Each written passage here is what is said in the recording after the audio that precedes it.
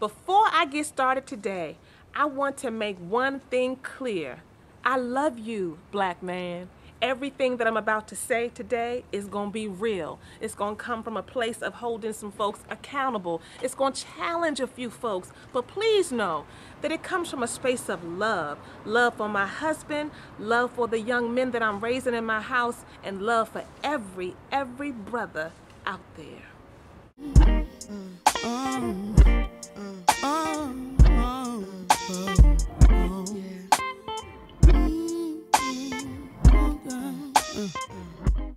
Hey, what's up, Be Intentional family? Welcome to Ask the Ma'ats. Who am I? I am Mrs. Ma'at. I'm Iyanna Ma'at, and I usually do this column with my husband, and today I'm rolling solo.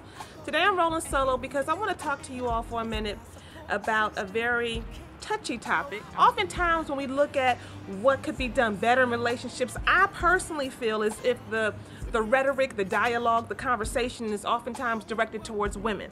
And that's what we put out yesterday. We talked about what women could be doing differently and what mistresses do successfully that wives just don't seem to get. And I think there's real validity to a lot of what was in that post, and I think that that's real talk. We have to be balanced, y'all. I do think that sometimes in our community we protect black men.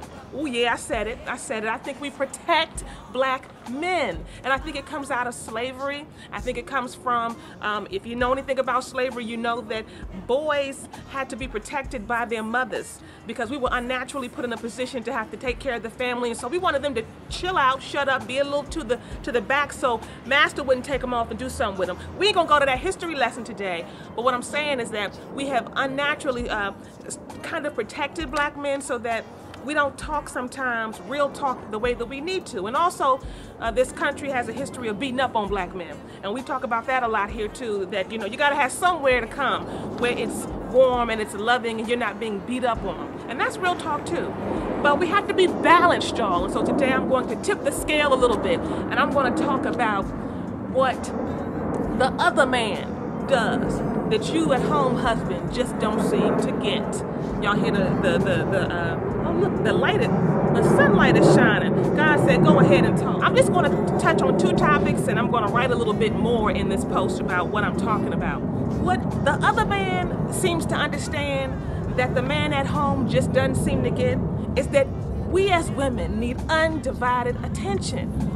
We are pretty needy sometimes when it comes to attention. Now I'm talking in general terms here. Everybody doesn't fall under this category, but we need undivided attention. So that means you will allow me to talk about whatever's on my heart and mind. You'll be able to say back what I've talked to you about. You'll be able to give me some appropriate uh-huhs instead of looking at your watch every 5 minutes to figure out how much longer is this gonna take. You have to be balanced, y'all. You put the cell phone to the side, put the laptop to the side, not pay attention to the email ding on your phone and keep picking it back up and texting while I'm talking to you. We have to be balanced, y'all. Undivided attention is important to women.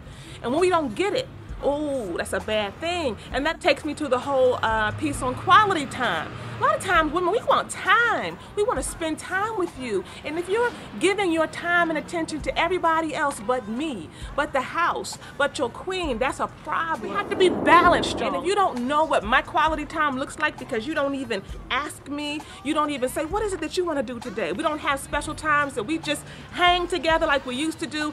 That's a problem. And another man is waiting to fill that void.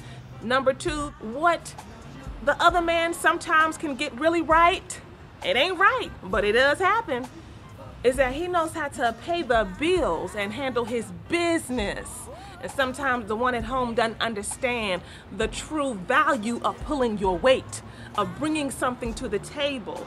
And if we would be really real, we would know that there is something to that in our community. And we're not supposed to talk about that, because as women, we need to support our men, right? That's what we talk about. We need to be there for them, and we're not going to pull them down, but we're also going to be real. And that's what I'm doing today. I want to be real with you and say, look, you have to be balanced, y'all. You've got to provide for your family. You got to bring something to the table. You ain't got to do it all, but I would be lying if I didn't say, it would be real nice if I could just sit down and relax, and I wouldn't have to worry about it. I doesn't want to be able to just sigh. A sigh of relief and know that that's taken care of because my husband or my man is providing for me and laying it down like his life depended on it, right? Give his life to make sure that we're straight, which means that there should be some things happening that look a little different in terms of how you go about that. Look, I just wanted to put that out there today. I want to hear what you all have to say. You're not going to all agree with me, men and women alike, but I will say this. I'm keeping it all the way real. I hope that you receive just a little bit. And if I touch someone, just one, that's good enough. Because God has got my back. All right, y'all. As always, let us know what you think. Stop playing. Start pushing. I never try to hurt you. I want you.